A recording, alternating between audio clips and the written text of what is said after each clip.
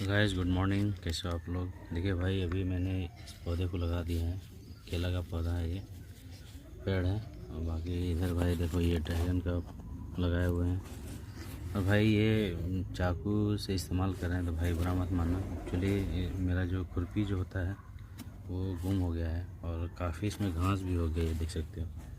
तो ये घास निकलता नहीं है, तो इस वजह से इसको इस्तेमाल कर रहे हैं। बाकी भाई आप लोग ये इस्तेमाल मत कीजिएगा, क्योंकि इसमें हाथ कटने का डर रहता है। तो आप लोग जब भी भाई कुछ भी करेंगे, प्लांटिंग वगैरह करेंगे, तो जो इसका जो आता है इक्विपमेंट, जो सामान आता है जिसे इसको खुरद करके इसमें लगाया जाता है पौधा, तो वो आप इस्तेमाल कीजिएगा तो बढ़िया रहेगा। इस वजह से मैं आपको वीडियो में बोलने के लिए बोला था, क्योंकि बार बार इसको मैं यूज़ कर रहा हूँ और इस वीडियो के माध्यम से आप लोग देख रहे होंगे, तो आप लोग गलत मत समझिएगा भाई। फ़िलहाल देख लो भाई मेरा बागान।